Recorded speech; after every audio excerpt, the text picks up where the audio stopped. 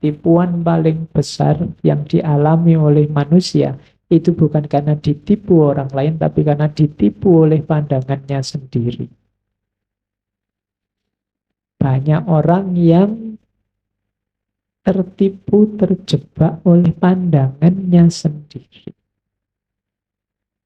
Biasanya kecenderungannya orang itu kalau merasa menemukan kebenaran, merasa cocok dengan satu pandangan, terus dia berhenti di situ. Tidak sadar bahwa pandangan kebenaran yang dia temukan itu ada konteksnya, ada ruangnya, ada waktunya. Mungkin tidak selamanya benar atau tidak di semua tempat benar. Tapi banyak orang yang menganggap pandangannya selalu benar kapanpun dan dimanapun. Akhirnya apa? Dia tertipu oleh pandangannya sendiri. Jadi ya, hidupnya akan susah karena pandangannya sendiri. Jadi coba kamu cek ya dalam hidupmu, mungkin kebenaran-kebenaran, wawasan-wawasan, pemahaman-pemahaman yang kamu miliki, jangan-jangan itu yang membuat hidupmu susah. Jadi kamu tertipu oleh pandanganmu sendiri tentang kebenaran. Mungkin kamu menganggap A ini benar, tapi terus situasi berubah sehingga tidak relevan. Tapi kamu tetap mempertahankan A ini karena kamu anggap sekali benar tetap benar kapanpun dan dimanapun. Akhirnya hidupmu susah. Karena tidak nyambung dengan kenyataan. Jadi tipuan paling besar yang diderita manusia adalah dari pandangannya sendiri. Maka sering-sering istighfar. Kamu ternyata yang banyak menyusahkanmu itu tidak dari luar dirimu, tapi dirimu sendiri. Engkau sendiri yang menyusahkan dirimu sendiri. Maka hati-hatilah dengan pandanganmu, perspektifmu, pemahamanmu. Terus,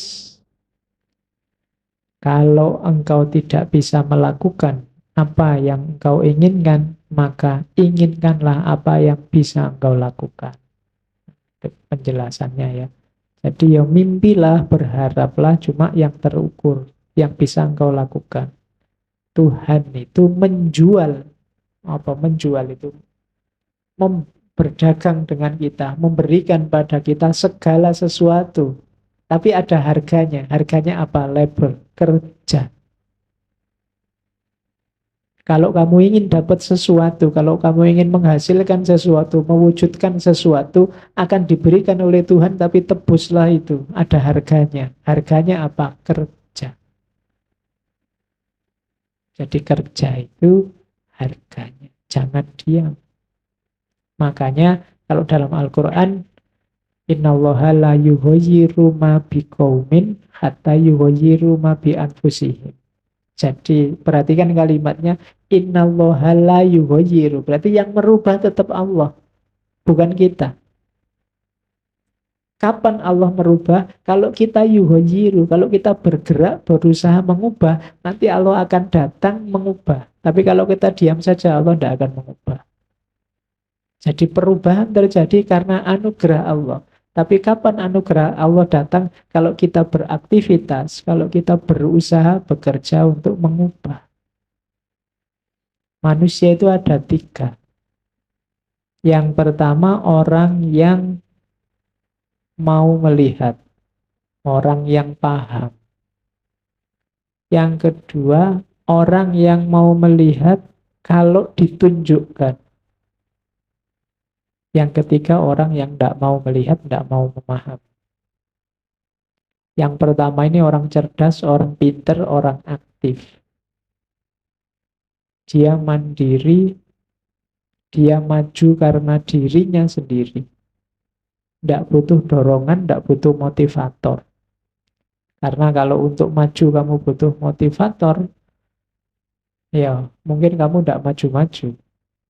Karena kamu nunggu didorong. Motivator itu kan pendorong. Jadi, jadilah orang yang bisa memotivatori dirimu sendiri. Those who see Yang butuh motivator tadi nomor 2. Those who see when they are shown. Dia mau memahami kalau, dia mau melihat kalau ditunjukkan. Tidak mau nyari sendiri. Pinginnya dituntun. Belajar filsafat kok baca buku males. Kemudian bikin tulisan males. Maunya diceramai terus di ngaji filsafat.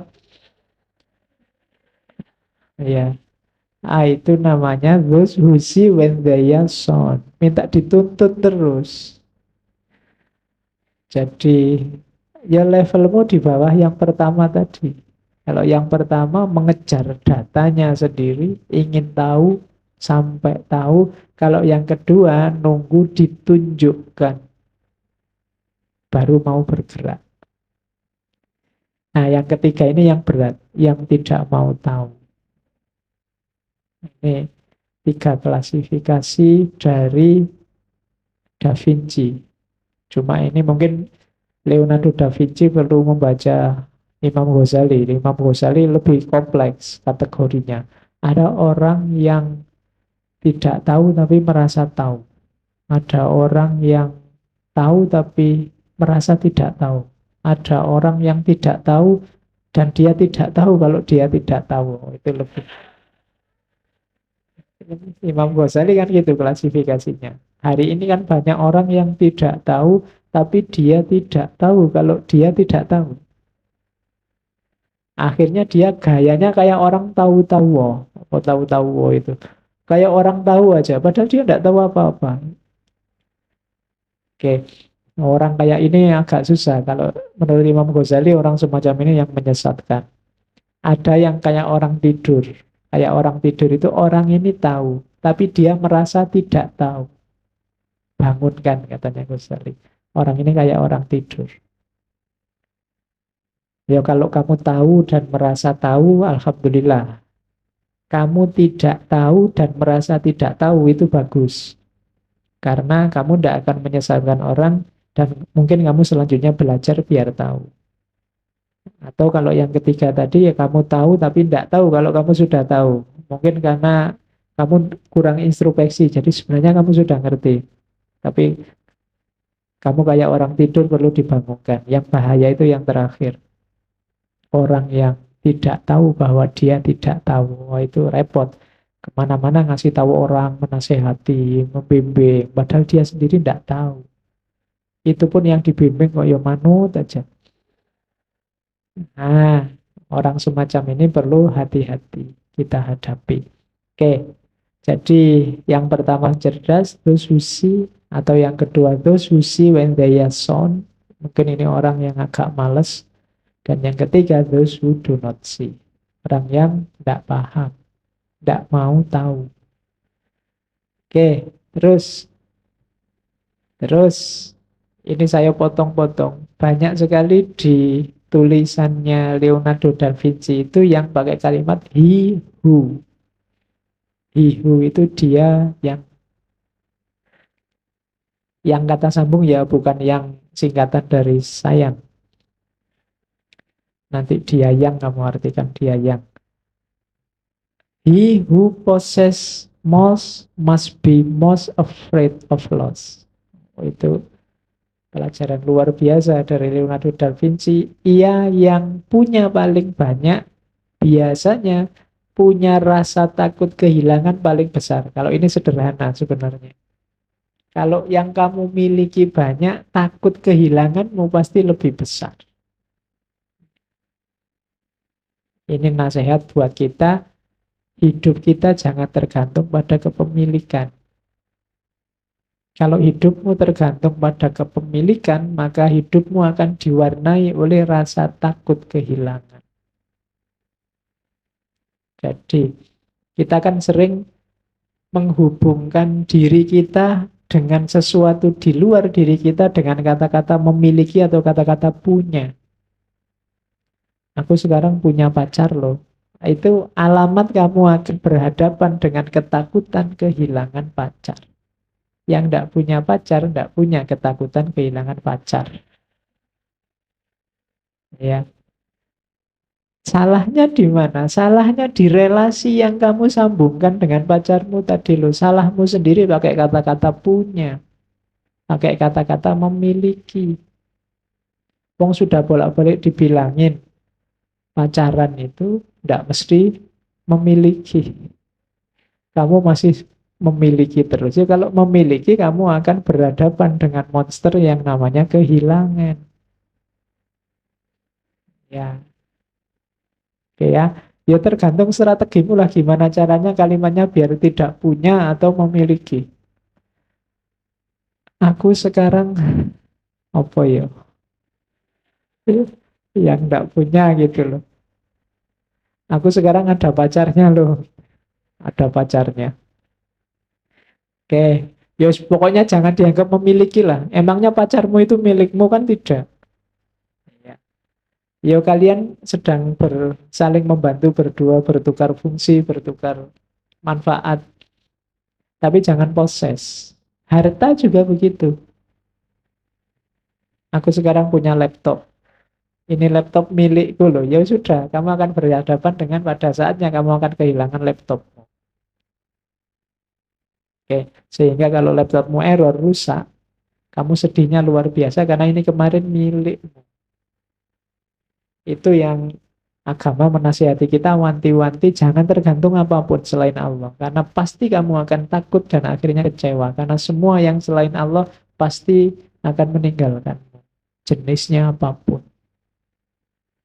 Jadi kalau ingin hidup tenang, kurangi keterikatan dengan apapun.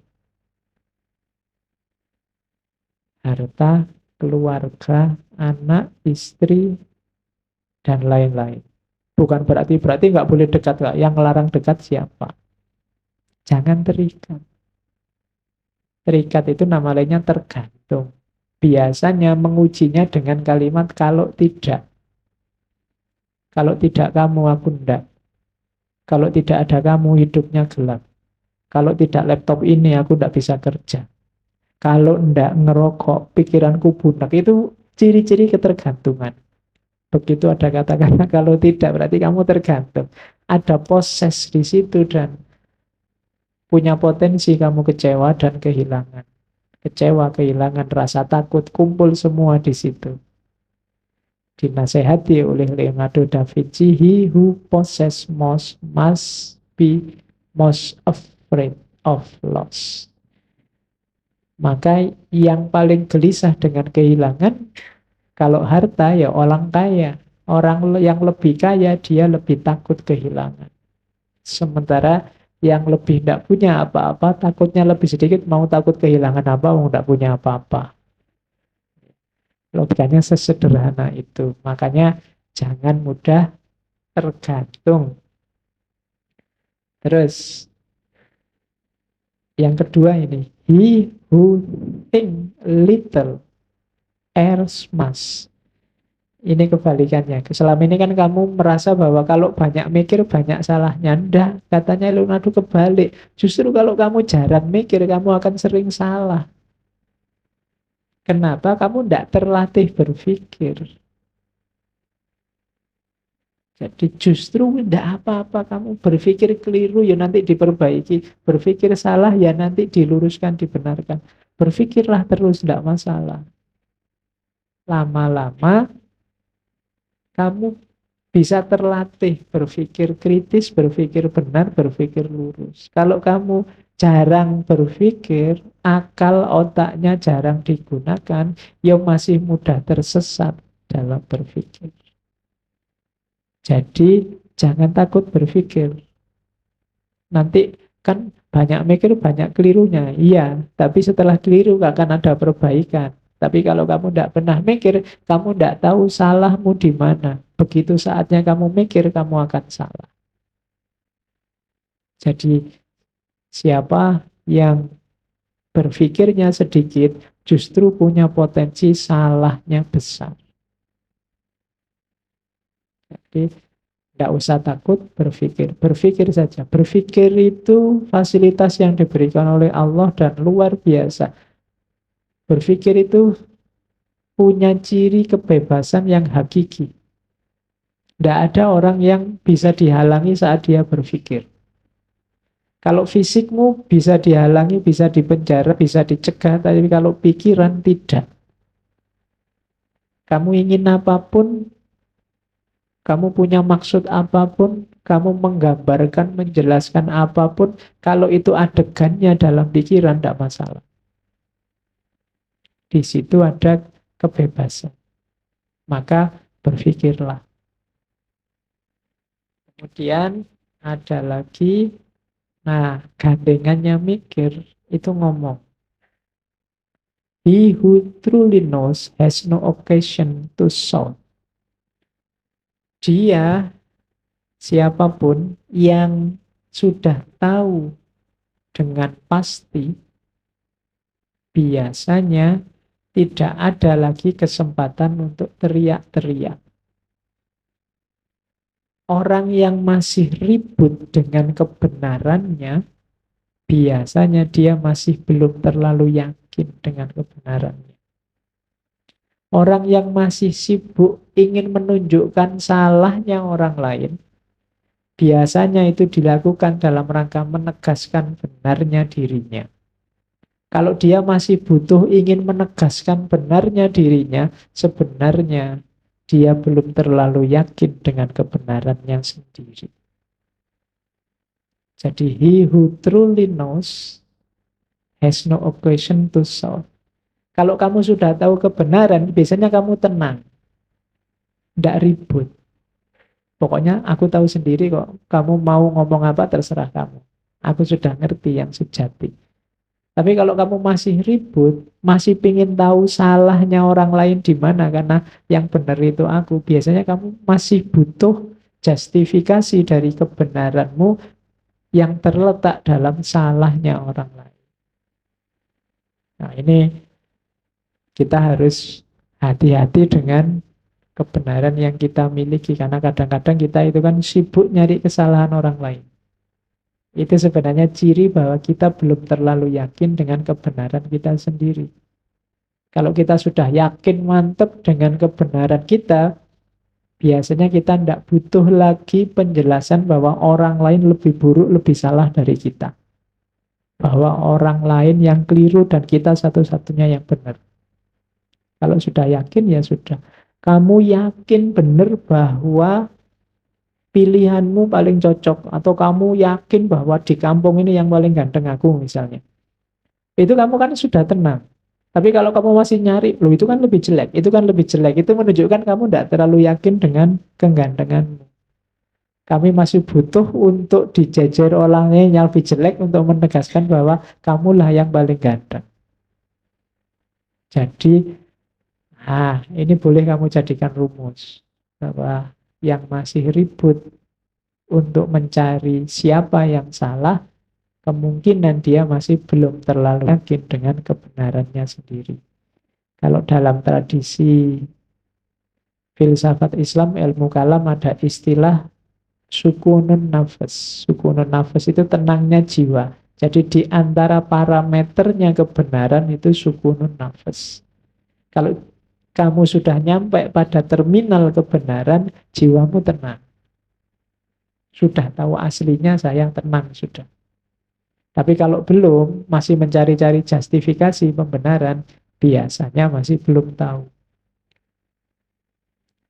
Terus, yang panjang, he who does not go beyond his master is a poor people. Jadi, siapa yang masih belum bisa melampaui gurunya, dia adalah murid yang jelek. Nah, ini Leonardo da Vinci loh ya. Berarti misimu sebenarnya adalah kamu harus lebih pintar, lebih cerdas, lebih luar biasa dibandingkan guru-gurumu. Kalau hanya sama, itu pun tetap dianggap kamu murid yang jelek. Kenapa bisa begitu loh? Gurumu itu anak zamannya. Dia sampai dalam keilmuannya sebatas wawasan dinamika kehidupannya. Sementara hidup itu dinamis, maka wawasanmu harusnya nambahi wawasan gurumu sehingga kamu harusnya lebih luas dari gurumu. Itu menunjukkan gurumu sukses. Kalau hanya sama berarti kamu hanya mengcopy paste gagasan-gagasannya guru. Kamu harus lebih, lebih itu melampaui. Cuma kan kamu selalu bilang, apa yang mungkin Pak, saya bisa melampaui guruku. Ya kalau saya bilang tadi ya, kalau kamu sudah bilang begitu ya enggak mungkin, sudah. Kamu mimpi aja enggak berani ya enggak mungkin. Mungkin.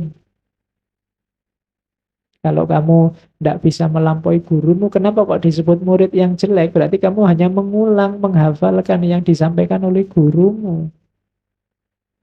Enggak bisa mengembangkan. Guru yang sukses adalah guru yang ilmunya mampu menginspirasi murid-muridnya. Menginspirasi itu bukan cuma mengulang kata-katanya, tapi melahir gagasan-gagasan baru yang dipicu oleh wawasan keilmuan yang disampaikan oleh gurunya. Makanya murid yang baik itu yang melampaui gurunya. Jadi kalian misalnya diperintah oleh takmir-takmir, barang siapa yang ingin mentranskrip ngaji ini, silahkan. Itu tulisan yang bagus, yang kamu tidak copy paste apa yang saya omongkan. Kalau hanya copy paste yang saya omongkan, orang lebih suka ngapain baca tulisanmu, dengar rekamannya selesai. Tapi kamu olah versimu, tidak masalah. Namaku tidak usah disebut, nggak masalah. Terinspirasi itu kan bukan hanya ikut, tapi lahir gagasan baru, lahir pencerahan baru versimu. Ya nanti namanya pakai namamu. Nah, itulah he who does not go beyond his master is poor pupil. Kalau yang ungu itu he who does not value life does not deserve it. Orang yang tidak menghargai kehidupan tidak layak untuk hidup. Wong nggak kamu hargai. Oke, ini penjelasannya kalian sudah ngerti. He who wishes to be rich within a day will be hanged within a year. Siapa yang ingin kaya mendadak, dalam sehari dia ingin langsung kaya, maka tunggulah setahun lagi dia akan digantung. Tidak ada jalan instan untuk sukses. Jangan mudah tertipu oleh iklan-iklan promosi. Kaya mendadak. Ikut ini sebentar saja langsung wis ndak ono rumus kayak gitu, ndak ada. Orang paling jenius di dunia Leonardo da Vinci ngomongnya semacam itu. Kamu bulan kayak gini masih ketipu. Ndak ada yang instan. Langsung sukses, langsung jaya, langsung dari mana jalannya langsung. Ujung-ujungnya ketipu. Ndak ada. Kalau ada yang menjanjikan setahun, sehari kamu bisa kaya, tahun depan orang ini mesti sudah digantung, katanya Leonardo. Jadi tidaklah, jangan ketipu yang gitu-gitu. Semua ada prosesnya. Untuk jadi seorang Leonardo da Vinci juga ada proses panjang, ada banyak rasa sakit yang harus dia alami. Oke, terus kalau kalian masih punya ciri ini berarti kalian orang biasa, orang awam, manusia rata-rata, average human. Jadi look without seeing. Seeing itu melihat dengan perhatian, makanya see itu kadang diartikan paham. Kalau looks itu hanya lihat. Jadi mungkin ngaji ini kamu bolak-balik, ada yang sering ketemu tapi tidak see. Hanya looks. Oh aku tahu dia sering ikut ngaji, saya pernah lihat. Itu hanya looks, belum see. Jadi orang biasa itu hanya looks biasanya, hanya lihat. Tapi dia tidak paham, hanya tahu. Maka untuk menghindari agar penglihatanmu tidak sia-sia, perlu see. Melihat dengan serius dan paham. Sama antara listen, mendengarkan, dan hearing. Ini sama-sama mendengarkan. Listen and hearing. Kalau mendengarkan nih, Yang hearing itu mendengarkan dengan serius, dengan paham. Makanya ada istilah public hearing, bukan public listening. Kalau mendengarkan radio, kamu listening. Karena radio mungkin kamu dengarkan sambil iseng, sambil lalu, tidak apa-apa. Penyiarnya ngomong apa, peduli amat. Yang penting terus lagu yang kamu pesen diputar, kan cuma itu kalau radio. Bukan hearing. Kalau hearing itu mendengarkan dengan attentif, dengan perhatian. Serius. Oke. Jadi misalnya saya ngomong ini, kalau kamu hanya listening, ya paling kamu setengah-setengah ngantuk itu Pak Faiz ngomong apa di depan. Hanya listening. Tapi kalau hearing, kamu mengejar pemahaman. Kira-kira yang diinginkan Pak Faiz itu apa tuh? Nah, itu ada hearingnya. Kok kamu mendengarkan rekamannya ngaji terus segera ngantuk? Nah, itu berarti kamu listening. Belum hearing. Kalau hearing mungkin kamu tidak mau mendengarkan ngaji sebelum tidur karena nggak jadi tidur, nggak mikir. Nah, tidak apa-apa, ngaji ini mau kamu listening, kamu mau hearing ya monggo lah. Ya seandainya hanya untuk sebelum tidur terus kamu ketiduran kan alhamdulillah. Berarti ngaji ini punya daya pengobatan terhadap insomnia. Jadi membuatmu terlena dan tidur. Oh itu luar biasa, bisa semacam itu tidak sembarangan. Kadang-kadang orang itu dengerin suaramu kalau dia mau tidur kan kamu malah diusir-usir, jangan berisik. Nah, itu jadi pengantar tidur, berarti luar biasa. Oke, move without physical awareness. Bergerak tanpa kesadaran. Kalau kita orang biasa katanya Leonardo da Vinci, kalau gerak itu tidak pakai mikir. Geraknya banyak isengnya daripada seriusnya. Kamu perhatikan sehari-hari gerakmu setiap hari itu. Kira-kira mana yang iseng, mana yang serius. Banyak yang otomatis saja. Kadang-kadang bangun tidur terus tanganmu pegang, dapat HP, terus buka HP. Padahal kamu tidak pernah mikir ini bangun tidur aku butuh HP apa enggak ya. Otomatis saja begitu. Nah, itu berarti without physical awareness. Tanpa kesadaran. Apalagi yang iseng-iseng itu. Kalau tidak iseng gatel. Ngisengin temennya tiap hari. Kalau tidak ngisengin tidak enak. Tidak sadar. Tanpa physical awareness. Apa sih untungnya? Apa sih manfaatnya? Apa sih gunanya? Habis ini aku mau ngapain? Kalau aku begitu terus manfaatnya apa? Ini yang membuat dari 100% hidup kita mungkin tidak ada 60%-nya aktivitas kita yang asli bermanfaat. Kenapa? Karena kita bergerak without physical awareness. Akhirnya tenaga kita sia-sia. Energi yang kita keluarkan tidak memberikan banyak hasil. Inhale with awareness of fragrance. Kalau ini ambil nafas, menghirup tapi tidak peduli bau. Gunanya apa? Yang terakhir, ngomong tanpa mikir. Kalau ini tidak perlu saya jelaskan. Bukan apa-apa, karena kalian sudah pengalaman. Tiap hari kan ngomong tanpa mikir. Oh, kalau mikir dulu saya tidak jadi ngomong. Mending karena mikir kamu tidak jadi ngomong daripada kamu terlalu banyak ngomong lupa mikir. Oke. Nah, ini saran dari Leonardo da Vinci. Hidupmu butuh keaktifan. Jangan malas.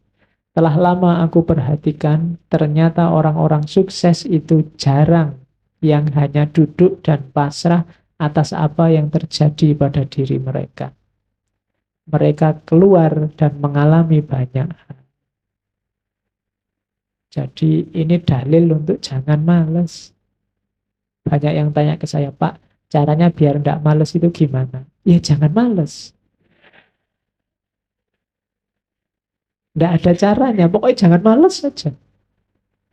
Kalau kamu merasa, wah saya ini malas, ya sudah bangkitlah. Paksa dirimu untuk bangkit, cuma itu. Dan biasakan untuk beraktivitas, cuma itu. Karena manusia itu hidup dengan apa yang dia biasakan. Kalau kamu biasa santai-santai, kongko-kongko, enak-enakan, ndak ngapa-ngapain, ya kamu akan terbiasa dengan itu. Maka satu-satunya jalan keluar dari zonamu, aktiflah. Jadi kuncinya itu. Katanya Leonardo kan, saya sudah cek sendiri. Semua orang sukses itu ndak ada yang dengan diam dan pasrah. Sukses di bidang apapun. Sukses di bidang apapun. Tapi saya suksesnya ingin di bidang sufi ya Pak. Yang pasrah, rela misalnya. Iya. Loh, kok anggap sufi-sufi itu terus diam saja? Tidak. Mereka mengejar Tuhannya, mengejar anugerahnya, mengejar ridhonya. Oh, mereka justru tidak tidur siang hari, malam hari, isinya ibadah. Tidak ada yang kok males-malesan itu, tidak ada.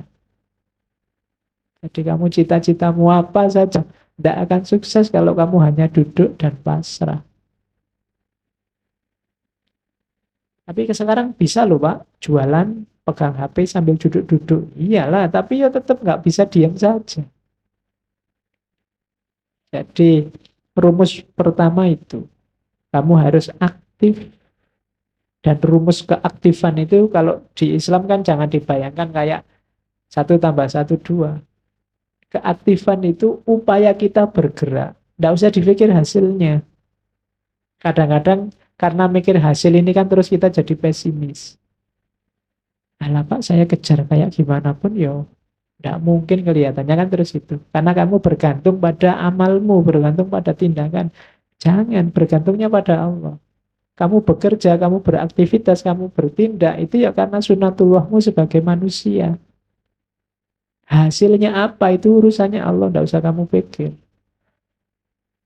Jadi, jangan salah identifikasi. Tugasmu cuma bergerak. Sering saya ilustrasikan ceritanya Nabi Ismail dan ibunya itu. Jadi kan, ketika Nabi Ismail bayi ditinggal berdua di Mekah,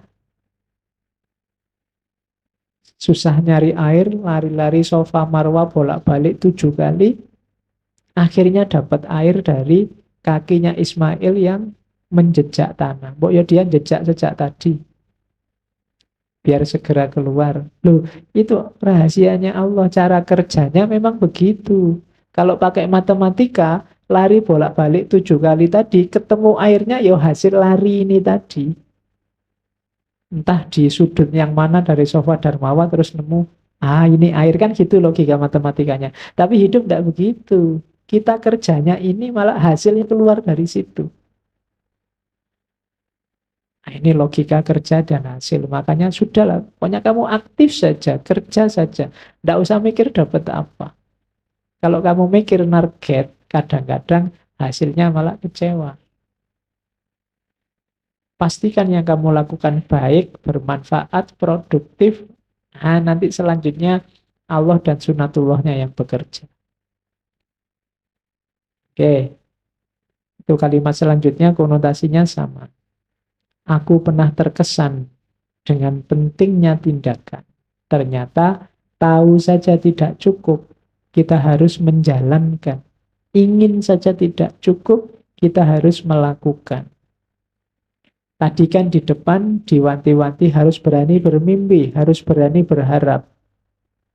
Cuma mimpi dan harapan saja, ya tidak cukup. Kalau kamu hanya mimpi dan berharap, ya tidak ada aktivitasnya, ya tidak akan tadi mimpi jadi kenyataan. Untuk membuat mimpi jadi kenyataan, kamu harus bangun. Meskipun tadi awalnya mimpi, ya memang semuanya diawali dari mimpi. Tapi jangan mimpi terus. Jangan kok, Pak, hidup ini kan diawali dari mimpi. Saya makanya pengen tidur lagi. Oh ya enggak begitu. Nanti kamu bolak-balik tidur alasannya pengen mimpi. Enggak, biar mimpimu jadi kenyataan, kamu harus bangun. Seenak-enaknya sukses dalam mimpi, jauh nikmatnya dibandingkan sukses dalam kenyataan. Kalau kamu hanya membayang-bayangkan dia, memimpi-mimpikan dia, tidak luar biasa. Nikmatmu hanya nikmat dalam khayalan. Kalau ingin seneng beneran, ya kamu tembak beneran. Ini logika sederhananya kan begitu. Jangan cuma membayangkan. Nanti diduli orang lain kamu bikin puisi.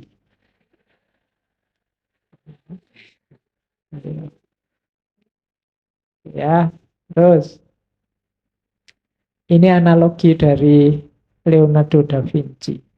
Besi berkarat karena tidak dipakai. Air yang diam akan kehilangan kejernihannya dan dalam suhu rendah dia akan beku. Demikian juga dengan ketidakaktifan akan melemahkan pikiran. Maka kita harus merentangkan diri kita sampai batas akhir kemungkinan. Kalau kurang dari itu berarti dosa. Baik pada Tuhan maupun pada manusia. Itu maksudnya apa? Wujudkan potensimu, gunakan fasilitas, kekuatan, daya yang diberikan oleh Allah 100% semaksimal mungkin. Kalau tidak berarti dosa. Kenapa? Allah memberi kita sia-siakan. Allah memberimu mata, memberimu akal, memberimu tenaga, kekuatan, telinga. Semuanya ini kan fasilitas dari Allah. Manfaatkan semaksimal mungkin untuk kebaikan, cita-cita kebenaran, cita-cita keindahan yang kamu miliki. Kalau ada yang tidak kamu gunakan atau kamu gunakan setengah-setengah, katanya Leonardo, berarti kamu sedang berdosa. Pertama, dosa pada Allah karena menyia-nyiakan anugerahnya. Kedua, berdosa pada manusia yang lain karena kamu harusnya bisa memberi manfaat besar, tapi tidak jadi karena kamu malas. Jadi itu pesannya Leonardo. Kalau hanya dilihat pesannya saja kan tidak terbayang orang seperti Leonardo bisa ngomong kayak gini. Kamu ngertinya kan cuma lukisan-lukisan dan inovasi-inovasinya. Tapi tidak akan lahir orang sebesar itu kalau tidak punya filosofi hidup yang hebat. Dan ini diantara filosofi hidupnya. Jangan jadi kayak besi yang diam karena sedahsyat apapun, sekuat apapun besi, kalau dia diam, maka dia akan berkarat. Air juga begitu, kalau diam maka dia kehilangan kejernihannya dan kalau suhu turun dia akan beku. Pikiranmu juga begitu, kalau tidak sering digoyang dia akan beku. Kalau dia beku tidak bisa dimanfaatkan. Oke, terus begitu engkau tahu rasanya terbang, selamanya engkau akan berjalan di muka bumi dengan mata menatap langit. Karena engkau pernah di sana. Dan kesanalah engkau akan selalu rindu untuk kembali. Jadi ini dimensi spiritual, dimensi rohaniah manusia. Jadi kalau kita pernah mulia, kalau jiwa kita ngerti indahnya dunia level tinggi, maka hidup kita akan berkiblat ke sana. Itu kalau pakai bahasa sufi, kalau kita bisa menemukan nikmatnya, asyiknya, dekat dengan yang tinggi-tinggi, maka dunia bawah tidak akan ada artinya. Kalau hanya kenikmatan fisik yang kita kenal, ya kiblat kita akan ke situ-situ saja. Tapi kalau kiblat kita lebih tinggi dari itu, lebih dahsyat dari itu, biasanya ya itu yang akan jadi tumpuan perhatian kita. Jadi hubungannya dengan mimpi tadi. Mimpimu setinggi apa? Itu biasanya sejauh pengalamanmu. Anak kecil yang belum mengalami apa-apa, mimpinya mungkin hal yang rendah. Pingin punya mesin yang bisa mengeluarkan permen terus misalnya. Pingin punya, itu kan karena dunianya itu. Makanya coba lihat Doraemon itu. Bisa keluar mesin macam-macam. Tapi kan yang diminta yang sesuai kebutuhan anak kecil sebesar Doraemon. Coba kalau kamu yang punya Doraemon, wah bahaya. Yang kamu minta mesti yang aneh-aneh. Kenapa bisa beda? Level dunia yang pernah kamu alami. Dunia idealmu hanya selevel itu. Kalau kamu ngerti dunia level sangat tinggi, kalau itu kan skywalk, dunia atas. Kalau dalam dunia sufi mungkin ya, kalau kamu ngerti indahnya dunia dekat dengan Allah, mungkin mesinnya Doraemon kamu minta, aku minta alat yang bisa dekat sama Allah terus. Tapi kan tidak mungkin begitu. Karena yang punya Doraemon anak kecil, yang diminta level anak SD. Meskipun harusnya Doraemon sudah punya cucu, karena dia umurnya kan Nobita itu mulai zaman saya kecil, dia sudah kecil.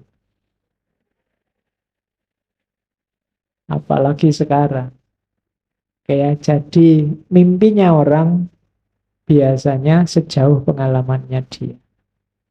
Kalau dia mengalami dunia level tinggi, maka itu yang akan dia kejar. Tapi kalau hanya dunia level rendah yang pernah dia alami, ya mimpinya tidak akan jauh-jauh dari itu.